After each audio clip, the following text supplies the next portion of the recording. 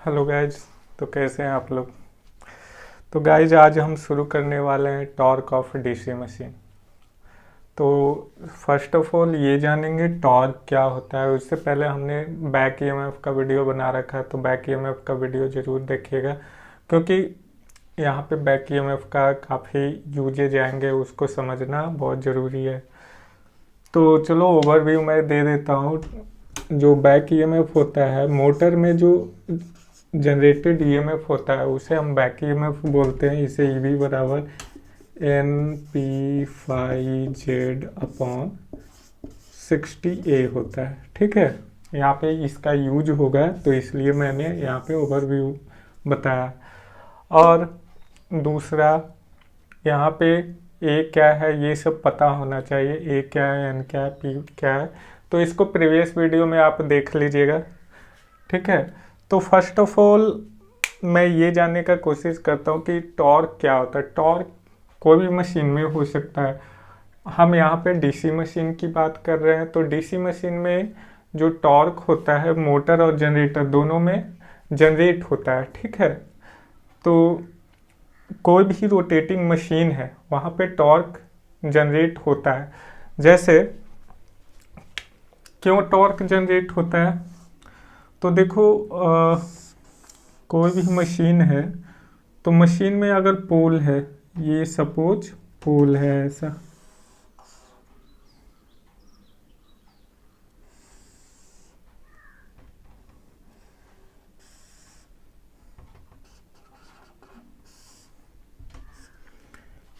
ये नॉर्थ है, ये साउथ है, तो फ्लक्स का डायरेक्शन किधर से किधर होता है, तो हमेशा नॉर्थ से साउथ होता है। अब मैं इसमें सिर्फ एक कंडक्टर को मान लेता हूँ कि वो ऐसा है।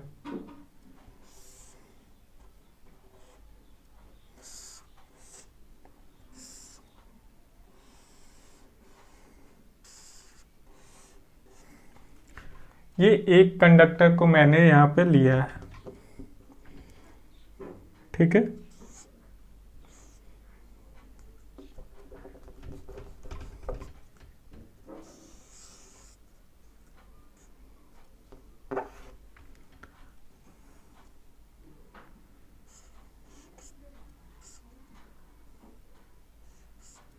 ये दो आपका ब्रशेज लगे हुए। तो यहाँ पे क्या होगा, हमने पहले भी स्टार्टिंग से ये बता के रखा है कि कोई भी कंडक्टर अगर मैग्नेटिक फील्ड रीजन में जाता है तो उसमें अगर वो फ्लक्स को कट करता है तो उसमें वो एक फोर्स एक्सपीरियंस करेगा। ठीक है, वहाँ पे ईएमएफ जनरेट होगा। तो यहाँ पे देखो जो ये कंडक्टर है, अब ये कंडक्टर में ये वाले मैग्नेटिक फ्लक्स के चलते ये अगर ये मूव करता है, कंडक्टर अगर मूव करता है, तो इसमें क्या होगा, एक फोर्स जनरेट होगा। इट मीन्स इसमें एक ईएमएफ जनरेट होगा। ठीक है, अब वो ईएमएफ क्या करेगा, इस फ्लक्स को अपोज करेगा, इस फ्लक्स को अपोज करेगा। ठीक है, किसको, ये वाले फ्लक्स को, जो मेन फील्ड पोल पे जो फ्लक्स जनरेट हो रहा है इसे क्या करेगा, अपोज करेगा। तो इसी को क्या कहते हैं, फ्लक्स, इसी को टॉर्क कहते हैं। अब यहाँ पे देखो जो कमजोर रहेगा वो मूव कर जाएगा। इट मीन्स अगर आप देखो, ये तो है स्टैटिक पोर्शन, ऐसा कुछ है, तो ये तो है आपका स्टैटिक पोर्शन, फील्ड पोल जो है स्टैटिक पोर्शन है, तो ये तो मूव कर नहीं सकता है, ये तो योक से जुड़ा हुआ रहता है कुछ ऐसा। तो ये तो योक से जुड़ा हुआ रहता है, तो ये तो मूव कर नहीं सकता। अब यहाँ पे बॉल बेरिंग की मदद से यहाँ पे जो ईएमएफ होता है, ईएमएफ यहाँ पे दो तरह से होता है। जो जैसे यहाँ पे अगर यहाँ पे देखो दो तरह से, कैसे, एक हो गया applied voltage. Applied voltage it means कहाँ पे आप अप्लाई करते हो, इट मीन्स आप जब मोटर के केस में ले रहे हो तो वहाँ पे आप क्या कर रहे होते हो, वोल्टेज को एक्सटर्नली बाहर से आप क्या करते हो, अप्लाई करते हो। ठीक है, अगर जनरेटर के केस में है तो जनरेटर के केस में आप क्या करते हो, सिर्फ ये मशीन चलाते हो, इसमें क्या करते हैं ईएमएफ जनरेट होता है उसके, फिर ये कम्यूटेटर और ब्रशेज की हेल्प से आप सप्लाई को बाहर लेते हो। ठीक है, ठीक है, तो ये है। अब यहाँ पे लिख लीजिए टॉर्क का definition. Torque is the turning moment of a force. मैं लिख देता हूँ टॉर्क का definition. Torque is the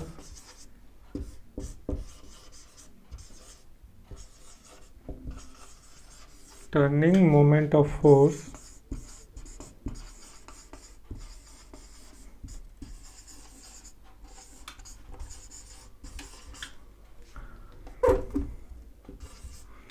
turning moment of force about an axis, about an axis। ठीक है, कोई भी एक्सिस के अलोंग, जो जैसे देखो यहाँ पे फिर से मैं रिफ्रेश करता हूँ फिगर को।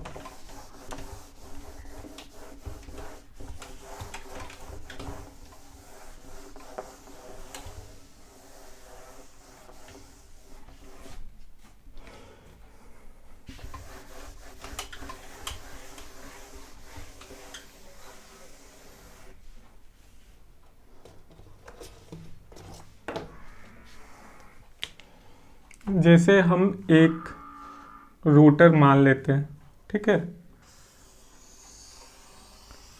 ये आपका एक रोटर है। चलो अच्छा, थोड़ा सा और अच्छा बनाता हूँ।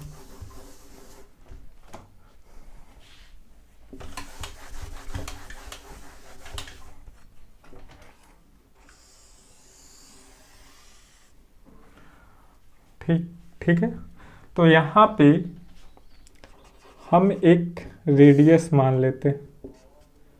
ये रेडियस आर हो गया, और ये वर्क जो हो रहा है यहाँ से किस डायरेक्शन में हो रहा है, तो इस डायरेक्शन में हो रहा है। ठीक है, एफ हम यहाँ पे मान लेते हैं, एफ वर्क हो रहा है। फोर्स जो लग रहा है इस डायरेक्शन में लग रहा है, तो वर्क बराबर क्या होता है, एफ इंटू आर हो जाएगा। ठीक है, तो इट मीन्स अगर यहाँ पे हमने बोला कि torque is the turning moment of a force about an axis, किसी एक्सिस के अलोंग ये क्या कर रहा है, टर्निंग मोमेंट कर रहा है। ये क्या कर रहा है, एक्सिस चेंज नहीं हो रहा है, इट मीन्स वही एक्सिस पे ये क्या कर रहा है, मूव कर रहा है बार बार, तो उसी को हम टॉर्क कहते हैं। ठीक है, तो यहाँ पे और भी है, लिख लीजिए। When a DC machine loaded, when a DC machine is loaded, either as motor or as a generator,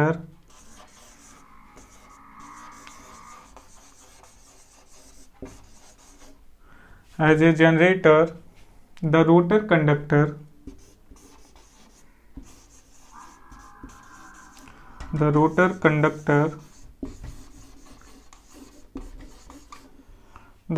conductor carries current.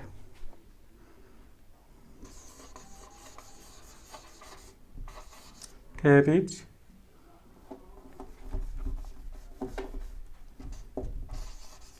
current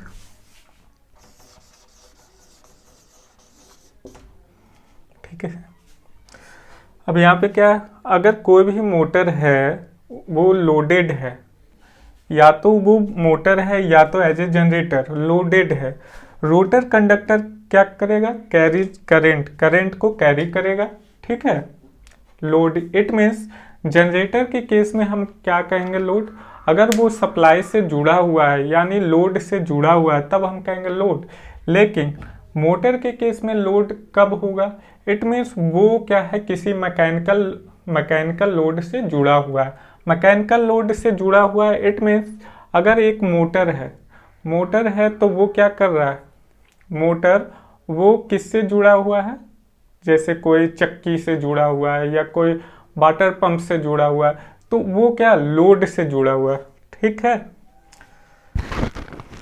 अब यहां से आगे, अब ये कंडक्टर क्या करेगा, अब यहां से हर एक कंडक्टर जो है वो क्या करेगा, करंट को कैरी करेगा। अब यहां पे क्या होगा, these conductor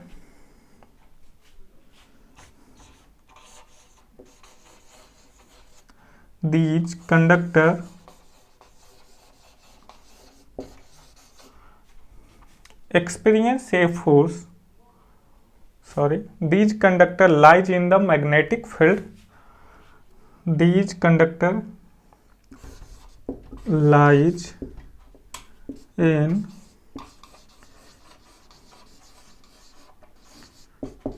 magnetic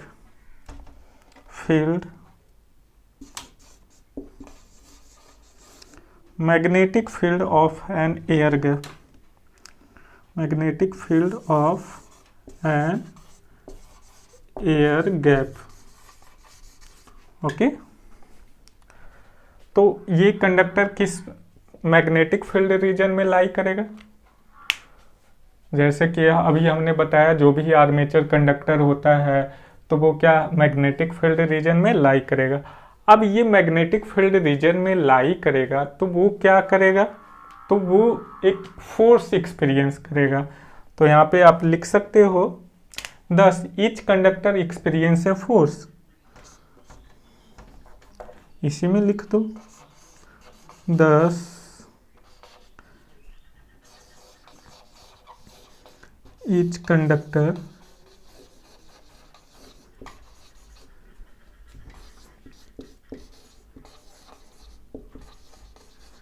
experience a force, हर एक कंडक्टर क्या करेगा, एक फोर्स को एक्सपीरियंस करेगा। ठीक है, यहां तक नोट डाउन कर लीजिए, इसके आगे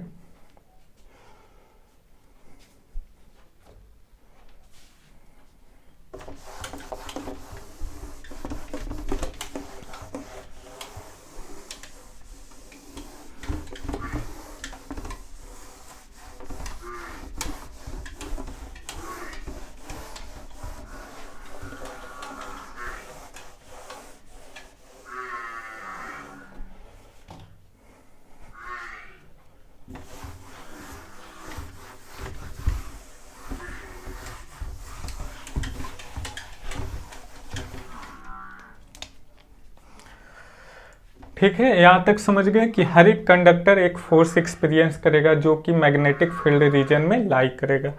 अब आगे जो है, the conductor lies near the surface, अगला पॉइंट लिखिएगा, the conductor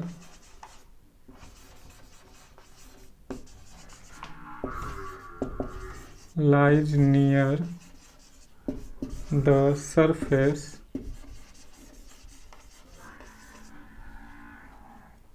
near the surface of the rotor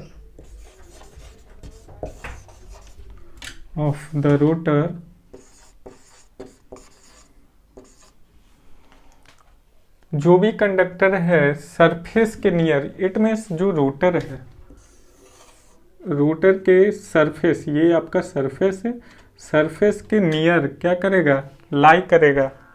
okay, near the surface of the rotor at the common radius, at the common radius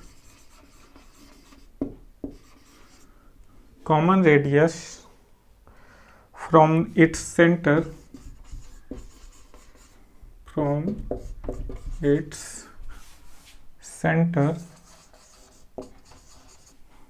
ठीक है, फ्रॉम इट्स सेंटर। ठीक है, माने इसके centre से अब ये आपका सेंटर है, सेंटर से जो भी कंडक्टर रोटर पे जो लाई कर रहा है, इट मीन्स कॉमन, सबका रेडियस कॉमन होगा। तो यहाँ पे लिखा है the conductor lie near the surface of the rotor at the common radius from its centre. अब इसके जो भी है कॉमन रेडियस इसके सरफेस से, मतलब हर एक कंडक्टर में एक फोर्स एक्सपीरियंस, हम तो पहले ही पढ़ चुके हैं कि फोर्स एक्सपीरियंस हो रहा है। अब वो क्या करेगा, अब सरफेस के नियर एक फोर्स जनरेट होगा। इट मीन्स हर एक कंडक्टर में एक फोर्स जनरेट हो रहा है। तो वो फोर्स कहाँ पे जनरेट होगा, तो इसके ये सरफेस के इट मीन्स ये रोटर के सरकमफेरेंस पे एक फोर्स जनरेट होगा। ठीक है, टॉर्क जनरेट होगा। Hence the torque is produced around the surface. इसी में लिखेंगे hence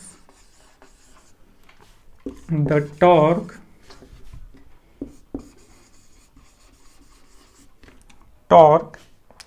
is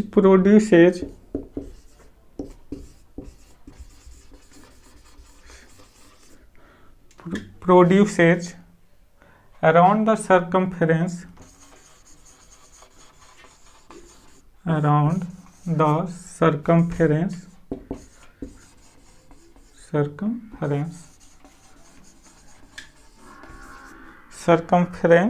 of the rotor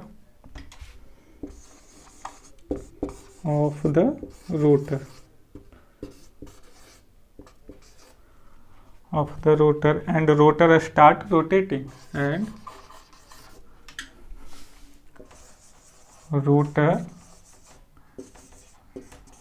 start rotating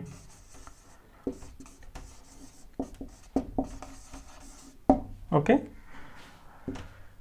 तो ये है जैसे कि कोई भी कंडक्टर, अभी हमने बताया कि जो भी कंडक्टर है, तो कंडक्टर सबका जो कॉमन रेडियस है, तो इसके सरकमफेरेंस पे एक फोर्स जनरेट होगा। उसी फोर्स को हम टॉर्क कहेंगे। वो टॉर्क जनरेट होगा और ये रोटर को रोटेट करवा देगा। ठीक है, तो वो ठीक है, आपका जो टॉर्क जनरेट होगा उसी की वजह से ये मशीन आपका रोटेट हो जाएगा। अब यहाँ पे देखो दो चीजें हैं, दो बातें हैं, एक है मोटर और एक है जनरेटर है। यहाँ पे हम कॉमन पढ़ रहे हैं डीसी मशीन। तो जो टॉर्क होता है, जैसे कि हमने ईएमएफ पढ़ा, ईएमएफ भी दोनों में सेम होता है, उसी तरह टॉर्क भी दोनों मशीन में सेम होता है। बट यहाँ पे ये है कि when the machine operates as generator, its torque is equal to its prime mover. ठीक है, इट मीन्स उसके प्राइम मूवर के इक्वल होता है, लेकिन मोटर में ऐसा नहीं होता है। तो लिख लीजिए व्हेन, नॉलेज के लिए लिख लीजिए, when the machine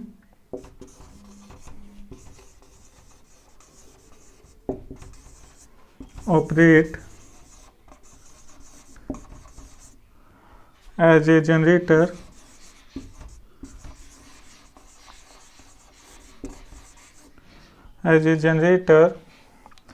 at constant speed,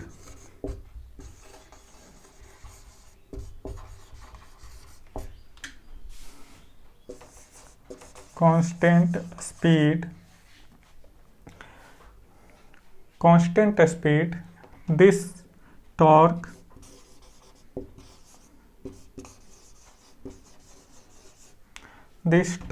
is equal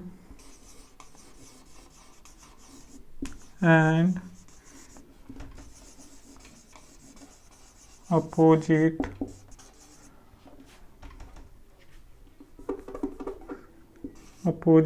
to its prime mover। ठीक है, ये हो गया एक पॉइंट, ये हो गया। ये भी इम्पोर्टेंट था कि अगर जनरेटर की तरफ वर्क कर रहा है, ऑपरेट हो रहा है, तो जो आपका टॉर्क जनरेट होगा वो प्राइम मूवर के इक्वल एंड अपोजिट टॉर्क होगा। अगला जो इम्पोर्टेंट पॉइंट है, when machine is operating as motor the torque is transferred लिखें लीजिए, when the machine is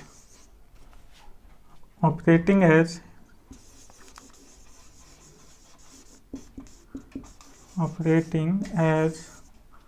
motor, as a motor, the torque is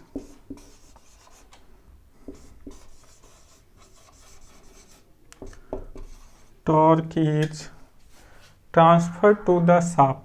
Torque is transferred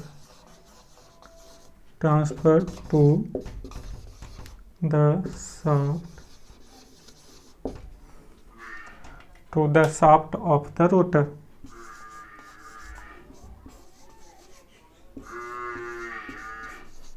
Okay, and drives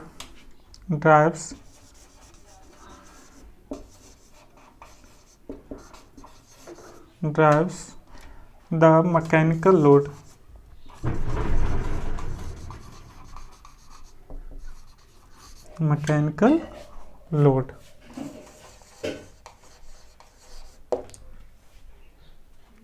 ये था कुछ important point.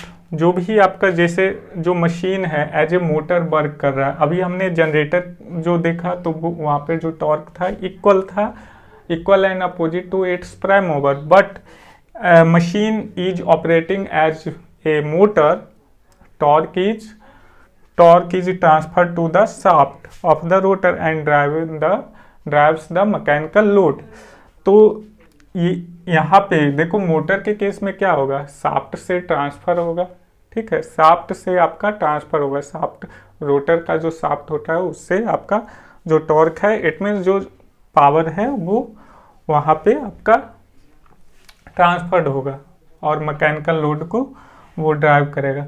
अब ये तो था टॉर्क के बारे में कुछ इंपॉर्टेंट फैक्ट्स। अब इसका टॉर्क का इक्वेशन देखते हैं, ठीक है, यहाँ तक नोट डाउन कर लीजिए, स्क्रीनशॉट ले लीजिए।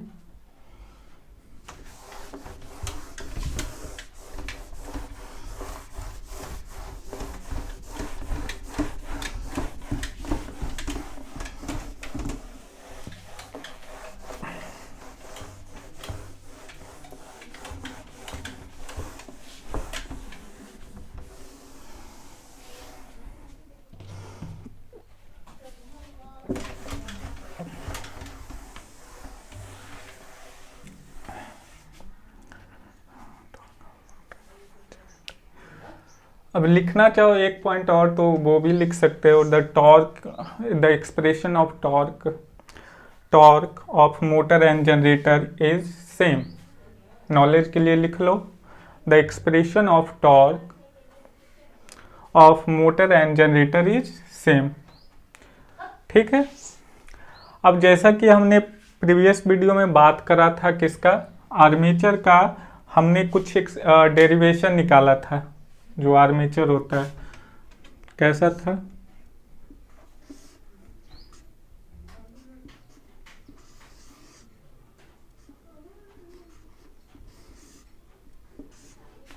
ये मोटर है, आई करंट,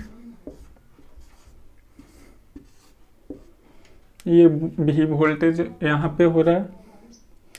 तो देखो यहाँ पे कुछ इसका ये आर्मेचर है, यहाँ पे हमने सिर्फ आर्मेचर लिया है क्योंकि जो टॉर्क होता है, टॉर्क कहाँ पे होता है, आपके आर्मेचर पे डेवलप होता है, ठीक है। तो इसका कुछ रेजिस्टेंस भी होगा, इसको हमने RA माना, और इसमें जो करंट फ्लो हो रहा है आर्मेचर में उसको IA माना, और यहाँ पे जो EMF जनरेट होता है मोटर के केस में वो क्या होता है, EB, ठीक है, बैक EMF जनरेट होता है। तो यहाँ पे वोल्टेज इक्वेशन हमने निकाला था, the voltage equation of DC motor is, the voltage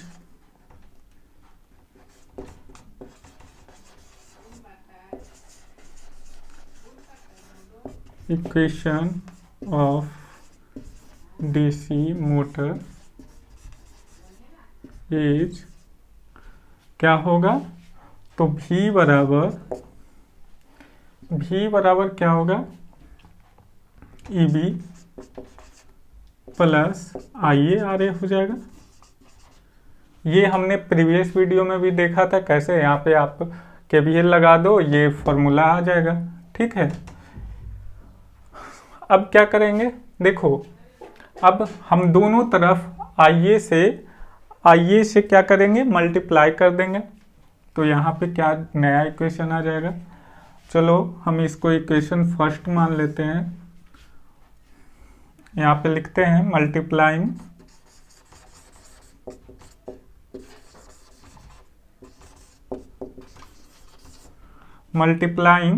both side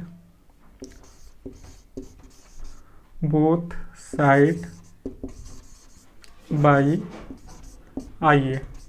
तो यहाँ पे जो इक्वेशन आ जाएगा VIA, यहाँ पे लिख दीजिए इक्वेशन फर्स्ट, जो यहाँ पे इक्वेशन आ जाएगा IA EB plus IA square RA, ये हो जाएगा। तो यहाँ पे देखो क्या आ रहा है, आपने पढ़ा होगा IA स्क्वायर RA, ये क्या है, ये आपका लॉसेज है जो कि हीट के फॉर्म में बाहर आता है। इसको यहाँ पे हम कंसीडर नहीं करेंगे।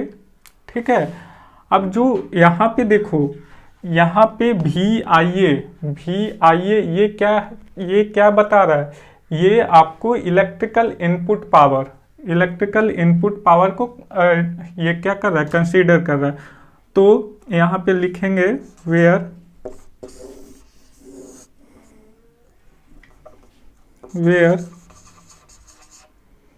VIA बराबर इलेक्ट्रिकल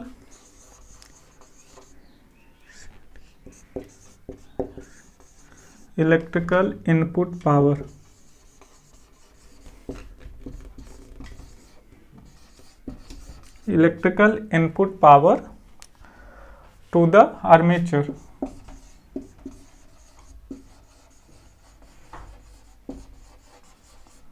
ठीक है, अब ये देखो, अभी IA EB ये क्या है,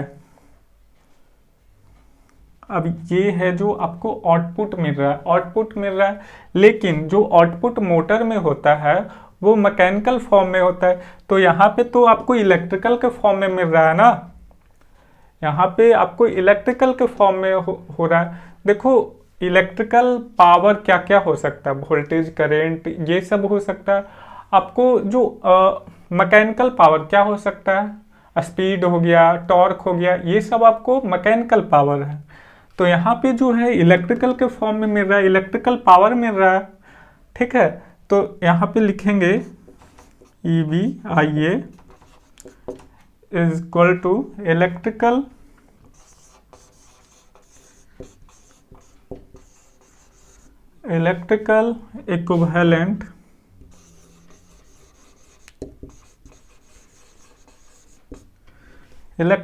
equivalent of gross mechanical power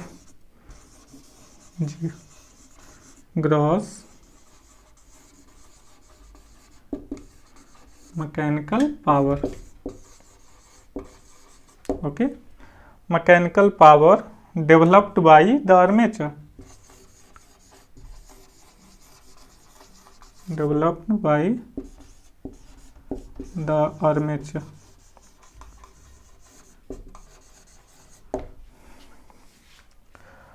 अब ये क्या है, एक और रह गया, इसको भी लिख लीजिए। Copper loss in IA square RA क्या हो जाएगा, कॉपर लॉस इन आर्मेचर। ठीक है, तो यहाँ पे जो नया फॉर्मूला बना वो क्या फॉर्मूला बन रहा है, तो आपको पता है we know that we know that input बराबर क्या हो जाएगा, इनपुट बराबर आउटपुट प्लस लॉसेज। ठीक है, ये आपको नया फॉर्मूला बना, यही फॉर्मूला है ना। देखो आपको ये VA आइए, ये क्या है, ये आपका इनपुट पावर है और ये क्या है, आउटपुट पावर, जो मैकेनिकल पावर के इक्वल है, इलेक्ट्रिकल में है बट ये ग्रॉस मैकेनिकल पावर के इक्वल है। और ये क्या है आपका लॉसेज। तो इनपुट बराबर आउटपुट प्लस लॉसेज, ये आपका फॉर्मूला होता है, आपको पता है। अब यहाँ पे देखो, हम ग्रॉस मैकेनिकल पावर को हम PM से रिप्रेजेंट करेंगे, PM से मैकेनिकल पावर को हम PM से रिप्रेजेंट करेंगे। ठीक है, तो जो ग्रॉस मैकेनिकल पावर होता है वो कितना होता है, फर्स्ट ऑफ ऑल हम टॉर्क का यहाँ पे जिक्र कर लेते हैं। इतना हो गया, मैं इसे थोड़ा सा इरेज करता हूँ इधर।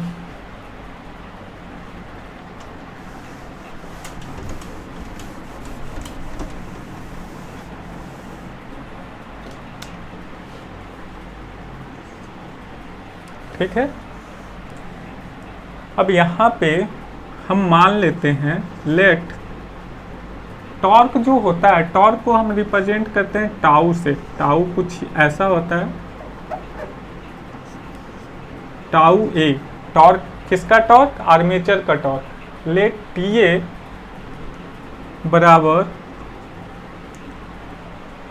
बराबर electromechanical power developed by the armature.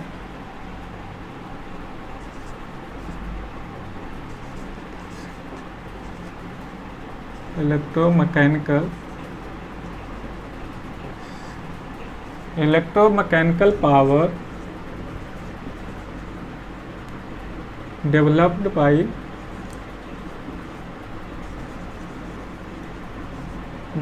Bye an armature. ठीक है, जो अब यहाँ पे देखो हमने बोला कि PM क्या होता है, ग्रॉस मैकेनिकल पावर होता है। इसको अगर लिखना चाहो तो लिख सकते हो, PM बराबर ग्रॉस मैकेनिकल पावर। वो कितना होता है, तो वो होता है, कितना होता है, ओमेगा TA। अब ओमेगा का वैल्यू हम पहले भी पढ़ चुके होंगे। ओमेगा का वैल्यू क्या होता है, तो ओमेगा का वैल्यू होता है 2πN TA हो जाएगा। ठीक है, इतना होता है, यहाँ पे ये क्लियर हो गया होगा। ठीक है, अब देखो मैकेनिकल पावर किसके इक्विवेलेंट है, EBIA के इक्विवेलेंट है ना। तो यहाँ पे हम लिख सकते हैं PM इक्वल टू EBIA बराबर 2πN TA, टाउ ए हो जाएगा। क्लियर, इतना क्लियर है। अब यहाँ पे बैक EMF का फॉर्मूला हमने प्रीवियस वीडियो में बताया था, तो इधर मैं लिख देता हूँ। बट यहाँ पे बट क्या, यहाँ पे EB is equal to NP/Z upon 60A। अच्छा, ये छोटा n हमने यहाँ पे लिया है, यहाँ पे छोटा n है तो इसलिए हम यहाँ पे छोटा n लेंगे। तो यहाँ पे ये 60 खत्म, n RPS में, पहले से RPS में, यहाँ पे भी n आपका RPS में होगा। ठीक है, तो इसलिए हम 60 से डिवाइड नहीं करेंगे। ठीक है, अगर RPM में रहता m यानी मिनट में, तब हम 60 से डिवाइड करते हैं। तब देखो यहाँ पे आप दोनों को क्या कर दो, दोनों का वैल्यू पुट कर दो। अब यहाँ से EBIA बराबर 2πN TA हो गया। अब यहाँ से देखो इसका वैल्यू कितना है, NT5Z अपॉन A बराबर 2πN टाउ है। अब देखो n से n कैंसिल आउट, और भी कुछ कटता है क्या, और नहीं कटता है। अच्छा यहाँ पे आइए मिसिंग हो गया, तो नहीं कटता। हमको क्या कंसीडर करना था, हमको टाउ ए तो निकालना था ना, तो टाउ ए निकालो, टॉर्क का डेरिवेशन निकालो। यहाँ पे टाउ ए बराबर, अब सारे को हम इधर भेज देंगे, तो क्या क्या बच गया उसको लिख देते हैं। टाउ ए बराबर P5Z IA अपॉन, ये सारे नीचे आ जाएंगे, 2πA। यही तो डेरिवेशन हो गया, यही तो है आपका टॉर्क इक्वेशन। अब देखो हर एक बुक में ये अलग अलग तरह से डेरिवेशन दिया गया है, तो इसको बहुत तरह से हम कर सकते हैं, ठीक है। आई होप यहाँ तक समझ में आया होगा। अब देखो इसको थोड़ा सा और सिंप्लीफाई करते हैं, थोड़ा सा और सिंप्लीफाई करते हैं। चलो यहीं पे, यहाँ पे जो अगर देखो मशीन टॉर्क है मशीन के कंस्ट्रक्शनल फीचर और ऑपरेशनल फीचर दोनों पे डिपेंड करते हैं। तो अगर एक बार आप मशीन को डिजाइन कर दिए हो तो वो उसमें कोई भी अब चेंजेस नहीं होंगे, तो कुछ कांस्टेंट पार्ट है उसको हम हटा लेते हैं ताकि आगे आपको जो भी डेरिवेशन है उसको समझने में आसानी होगी। जैसे TA, अब कांस्टेंट पोर्शन क्या क्या है, P आपका नंबर ऑफ पोल, ये कांस्टेंट वाला कांस्टेंट पोर्शन है। चलो ऐसे हम लिखते हैं, वेयर P और क्या Z नंबर ऑफ कंडक्टर। एक बार मशीन बना दिए, जो कंडक्टर फिट कर दिए वही तो रहेगा, और PZ 2π and AR constant, okay. Then TA बराबर क्या हो जाएगा, कांस्टेंट। तो कांस्टेंट को हम K मान लेते। देन चलो ऐसे हम लिख, then TA is directly proportional to किसके, कौन कौन सा रह गया, phi IA। It means torque जो होगा मशीन के फ्लक्स और आर्मेचर करंट पे डिपेंड करेगा। ये आगे आपको डेरिवेशन पढ़ना था, इसलिए हम ये बता दिए। ये कहाँ पे काम आएगा, ये जब हर एक मशीन का आप क्या पढ़ोगे, स्पीड टाइम कैरेक्टरिस्टिक पढ़ोगे, उसमें ये काम आएगा। तो कैरेक्टरिस्टिक में ये पढ़ना था, इसलिए ये हमने करवा दिया। तो यहाँ पे आप लिख सकते हो TA बराबर K phi IA, where K बराबर क्या क्या हो जाएगा, PZ अपॉन 2πA, ओके। ये आपका torque equation of DC machine यहाँ पे कंप्लीट होता है, ठीक है। आई होप आप लोग को अच्छे से समझ में आया होगा। अगर कोई भी डाउट है तो आप व्हाट्सएप पे मेरे व्हाट्सएप पे आप शेयर कर सकते हो प्रॉब्लम। इससे आप कुछ हम इम्पोर्टेंट क्या न्यूमेरिकल सॉल्व कर सकते हैं, यहाँ तक हमने पढ़ा है तो न्यूमेरिकल अब सॉल्व कर सकते हैं। DC मशीन का काफ़ी सारे न्यूमेरिकल यहाँ से बनते हैं और EMF इक्वेशन से बनते हैं। तो आई थिंक ये आपका इम्पोर्टेंट सेशन था, तो इसे अच्छे से देखिएगा, 2-3 बार देखिए, और वीडियो अच्छा लगे तो लाइक एंड सब्सक्राइब कीजिए, ठीक है। और वीडियो को पूरा देखा कीजिए, वीडियो को हर एक कोई 2-3 मिनट देखकर छोड़ देता है। जहाँ पे अगर कुछ गड़बड़ लगे तो आप कमेंट ज़रूर कीजिएगा, ठीक है। Thank you.